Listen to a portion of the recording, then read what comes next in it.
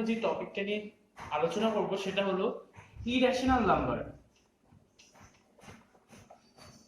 তো irrational number কি সেটা জানার আগে আমরা দেখব হোয়াট ইজ রেশনাল নাম্বার। তো ইরেশনাল নাম্বারের পরে আমরা জানব রেশনাল নাম্বার।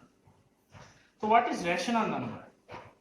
যদি আমরা এক্সাক্ট ডেফিনেশনটাতে যাই তাহলে আমরা কিছুটা এরকম পাবো।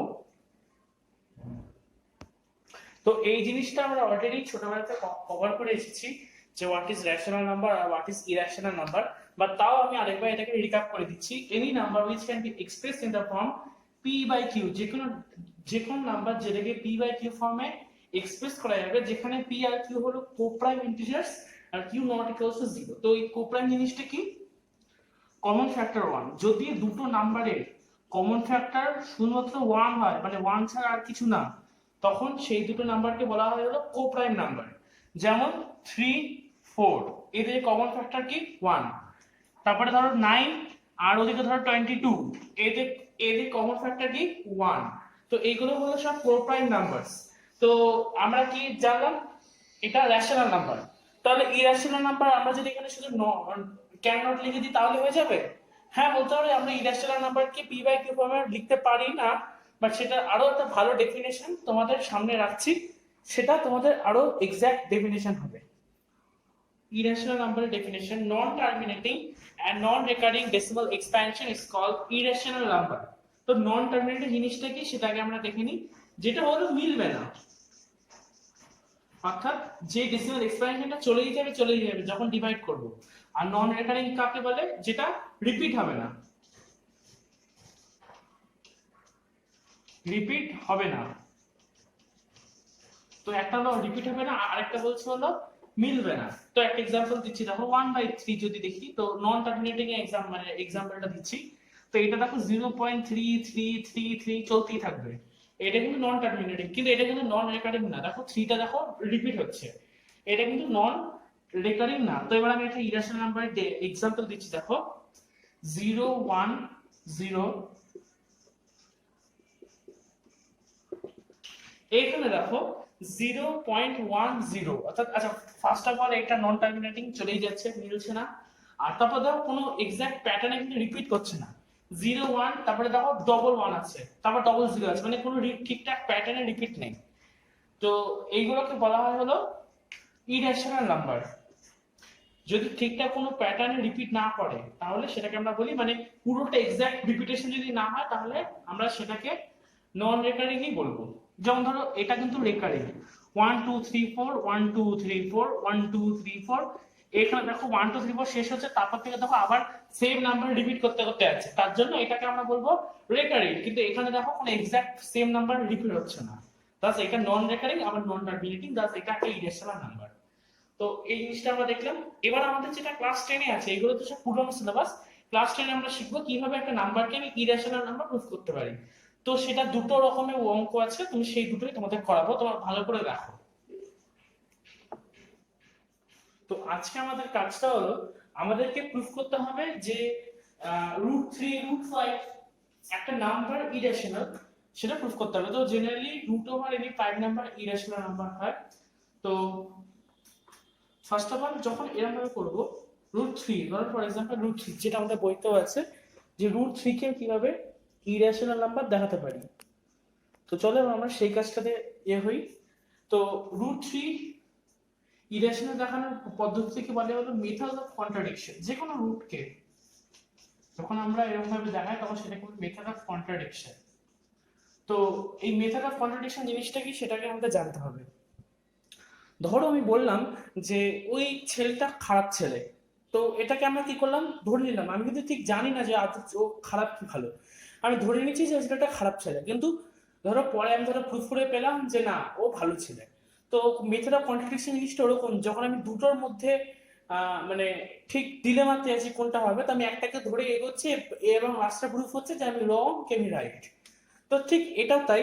তো কিভাবে অঙ্কটা করবো তোমরা ভালো করে দেখো। তো আমরা আমি যে √3 একটা রেশনাল নাম্বার, তো আমাদের ফার্স্ট স্টেটমেন্টটা কি হবে, let us assume √3 is rational। আমরা ফার্স্টে ধরে নিচ্ছি যে √3 একটা রেশনাল নাম্বার। তো আমরা কি লিখতে পারি, √3 equals to p by q. এর পাশে রেশনাল নাম্বারের ডেফিনিশনটা অবশ্যই দিয়ে দেবা, যে any number which can be expressed in the form p by q where p and q are co-prime integers and q not equals to 0 লিখে দেবা এটা পাশে। তো তার সাথে √3 equals to p by q. এবার আমি বোথ সাইড স্কয়ার করছি, তাহলে এদিকে পাবো 3 আর এদিকে পাবো p square by q square.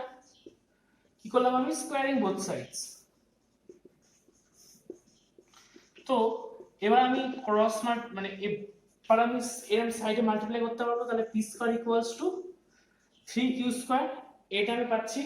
তো এর থেকে আমি দুটো স্টেটমেন্ট লিখতে পারবো। ফার্স্ট স্টেটমেন্ট হলো 3 is a factor of p square. এবার এই জিনিসটা আপনার মাথায় রাখবো, কোনো একটা নাম্বার যদি আরেকটা নাম্বারের স্কয়ারের ফ্যাক্টর হয়, তাহলে সেই নাম্বারটা ওই নাম্বারটার সাথেও তার ফ্যাক্টর, অর্থাৎ 3 is a factor of p square, so 3 is also a factor of p।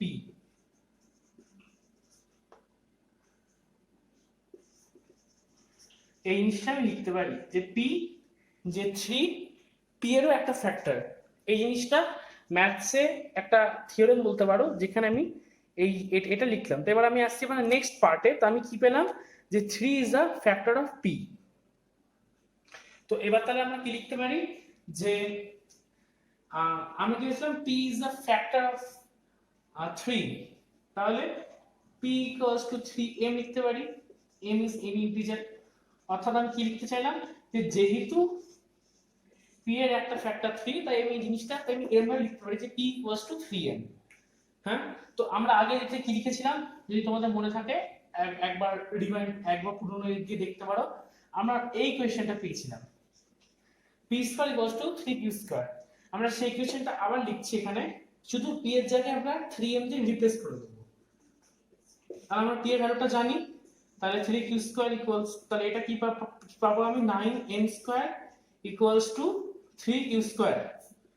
তাহলে 3m square equals to q square. আবার আমি সেম জিনিসটা তাহলে লিখতে পারি এখানে, যে 3 is a factor of q, যে 3 is a factor of q square. আবার সেম থিওরেম, যে যদি 3 is the factor of q square হয়, তাহলে 3 is also a factor of p। এটাও আমি লিখতে পারি এর সাথে, আমি এর আগে যেটা করেছিলাম। তো এবার তোমরা ভালো করে তাহলে বুঝতে পারছো একটা জিনিস, যে 3 is both the factor of p and q। তো 3 p আর q দুটোরই ফ্যাক্টর, আমরা এই জিনিসটা পাচ্ছি। সো আমরা কি লিখতে পারি, যে p and q are not কোপ্রাইম, অর্থাৎ তাদের 1 ছাড়াও আরেকটা কমন ফ্যাক্টর আছে, সেটা হলো 3। প্লাস আমি লিখতে পাচ্ছি যে p and q are not কোপ্রাইম, কিন্তু আমাদের কন্ডিশনে ছিল যে রেশনাল নাম্বার হতে গেলে p আর q কে কোপ্রাইম হতে হবে। তো যেহেতু এটা কোপ্রাইম না, তাই আমাদের যে অ্যাজাম্পশনটা ছিল সেটা ভুল, অর্থাৎ আমাকে লাস্ট স্টেটমেন্ট একটা কনক্লুশন স্টেটমেন্ট এরকম ভাবে লিখতে হবে, thus our assumption was wrong। তো তোমাদের বইতে লেখা আছে আমার অ্যাজাম্পশন বা ইট কন্ট্রাডিক্টস, যা ইচ্ছে লিখতে পারো, আমার অ্যাজাম্পশন ওয়াজ রং। দেখে নেবো বই থেকে লেখাটা, আমরা যেটা ধরেছিলাম সেটা ভুল ছিল। √3 ইজ দাস ইরেশনাল। ইরেশনাল লিখতে পারো বা লিখতে পারো নট রেশনাল, একই ব্যাপার। তো এই ছিল মোট অঙ্ক। তো এরপরে আরেকটা টাইপ আছে, আমি সেই টাইপটা তোমাদের দেখাচ্ছি, তোমরা ভালো করে দেখো। আমাদের নেক্সট টাইপের অঙ্কটা হলো, যেখানে একটা আমাদের ইরেশনাল নাম্বার দিয়ে দিয়েছে, যে given that √2 is irrational, আমাদের প্রুফ করতে হবে যে, আমি এটা একটা নিজে মন থেকে দিচ্ছি, যে 5 plus 2√2 is irrational। এটাকে আমাকে ইরেশনাল প্রুফ করতে হবে। আমি জানি যে √2 হলো ইরেশনাল। তো এটা আমি কিভাবে করব, তো আমি সেম কাজ করব, মেথড অফ কন্ট্রাডিকশন। অর্থাৎ আমি ধরে নিচ্ছি যে এই জিনিসটা, let us assume 5 plus 2√2 is rational। আমি সেম কাজ করছি, আমি ধরে নিচ্ছি যে 5 plus 2√2 একটা রেশনাল নাম্বার। তাই এবার আমি লিখতেই পারি যে 5 plus 2√2 equals to p by q, এটা আমি লিখতেই পারি। তো এরপর আমি কি করব, √2টাকে আলাদা আনার চেষ্টা করব। তো কিভাবে আলাদা আনবো দেখে নাও। তাহলে 2√2 equals to p by q minus 5। আচ্ছা, এটা করলে আমি কি পাবো, 2√2 equals to q p minus 5q, এটা পেলাম। আচ্ছা এবার আমি উপরটা মুছছি। তাহলে এখান থেকে যদি আমি 2টাকে এই সাইডে নিয়ে যাই তাহলে কি পাবো, যে √2 ইকুয়ালস টু 2টা এই সাইডে নিয়ে গেলে 2q হয়ে যাবে, 5 minus 5 p minus 5q by 2q। আচ্ছা এবার ভালো করে দেখো, তো আমি কি রেখেছিলাম, দেখো আমার এই সাইডে লেখা আছে যে √2 ইজ ইরেশনাল। আমার একটা কন্ডিশন ছিল যে √2 একটা ইরেশনাল নাম্বার, বাট এখানে দেখো এটা একটা p/q ফর্মে আছে, সুন্দরভাবে p/q ফর্মে আছে, যেখানে p মাইনাস 5q টা হলো পুরোটাই p আর 2q টা হলো পুরোটাই আমার q। তাহলে এটা কি কোনো সম্ভব যে এই সাইডে ইরেশনাল নাম্বার আর এই সাইডে রেশনাল নাম্বার? সম্ভব না।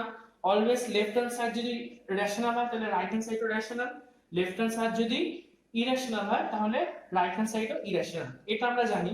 তো √2 ইরেশনাল বলেই দিয়েছে, তাহলে একটা ইরেশনাল নাম্বার ইকুয়ালস টু কখনোই একটা রেশনাল নাম্বার হতে পারে না, তাহলে এটাও একটা ইরেশনাল নাম্বারই। তো আমি কি লিখতে পারি লাস্টে আমার স্টেটমেন্টটা, আবার সেম স্টেটমেন্ট, আওয়ার অ্যাজাম্পশন ওয়াজ রং, আমরা ভুল ধরেছিলাম, আমরা আমাদের ভুলটাকে শুধরে নিচ্ছি, আওয়ার অ্যাজাম্পশন ওয়াজ রং, এবং শেষমেশ আমাদের যে স্টেটমেন্টটা দেওয়া ছিল অর্থাৎ 5 plus 2 √2 is irrational, এটা আমি লিখতে পারি। তোমরা দেখে নাও ভালো করে, কোনো অসুবিধা হলে অবশ্যই আমাকে কমেন্ট বক্সে জানাবে।